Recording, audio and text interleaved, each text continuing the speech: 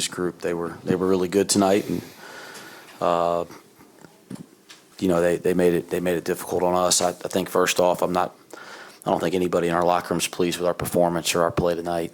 I think I have a pretty good pulse on our team, and I think the guys are down about how they played, which they should be, and we didn't play well. I actually thought our preparation was pretty good yesterday, but we made errors that are controllable errors more consistently than we've even been making them, where at this point in the year you want to start cleaning stuff up, and TCU punished us for those mistakes. They really punished us in transition for communication and focus errors. They punished us for turnovers and poor shots and poor decisions with the ball. And then they were much quicker to the basketball tonight on the boards, which they've done to us now twice. And you look down and, 33-32, but I felt like we got out-rebounded by 55. So anyway, congrats, they're a really good basketball team. I think we have a really nice basketball team too, but they were the better team here tonight by a stretch. Coach, was there anything specific that TCU was able to do tonight, or was it just kind of like you said, they just capitalized on the mistakes you guys made? No, they were good. First thing I'd say is don't take anything away from their performance. I never do that. I mean, when you don't play well, usually the other person you're playing against has something to do that. So they were good. Their pressure was higher on the floor than the last time we played.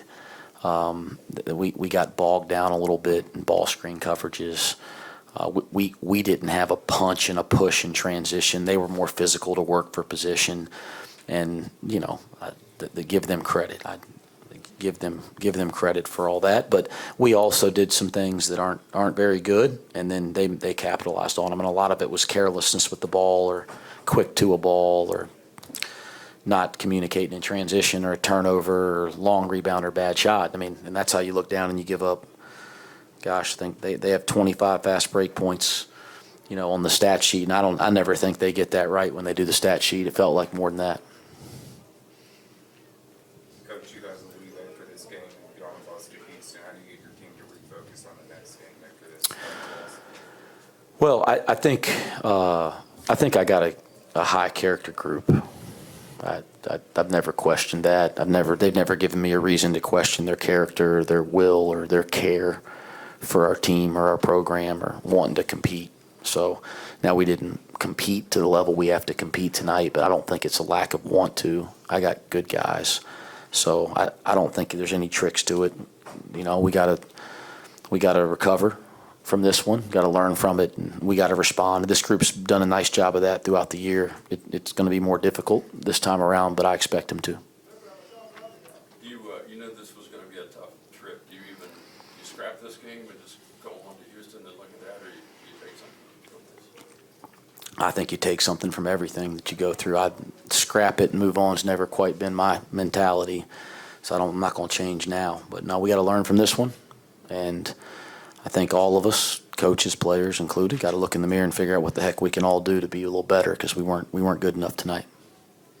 There was talk of you playing the two guards together, which you did tonight, and then Victor got in some.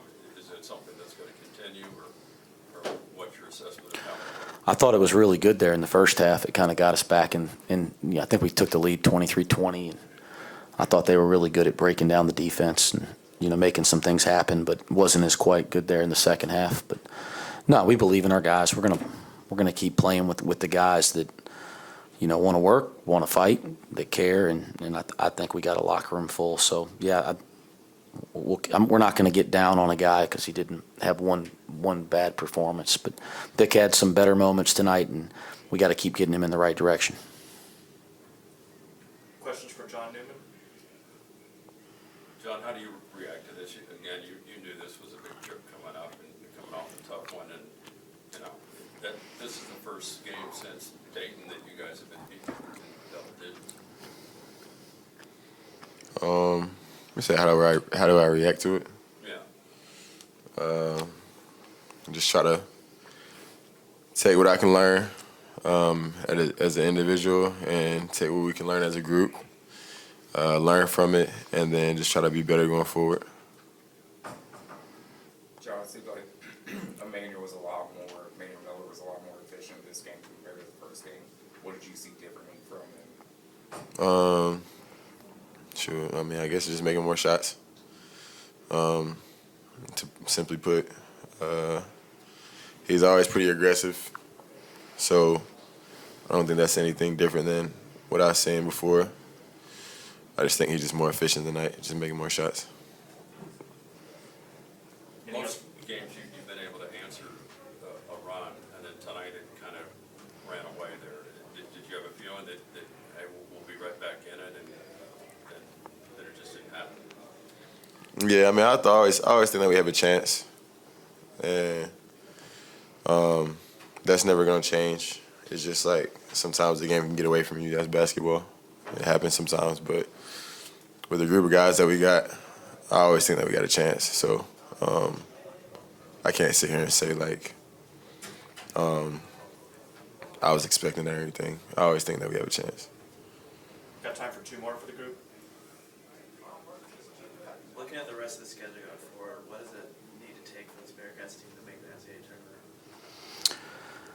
You know, it's interesting in the world we live in today that people are talking about the NCAA tournament. It feels like around Christmas time. It's like every game you play, you look up and everybody, it's like you're in, you're out. And I get the entertainment value of that and the interest in our game, but you don't get out of the NCAA tournament this time of year. You don't make the NCAA tournament this time of year. And when you play in the Big 12, every night's an opportunity. I think it's very dangerous to be consumed with that as a team and as players and coaches. We just got to keep taking it one day at a time, and we need some good things to happen to get our team back on track.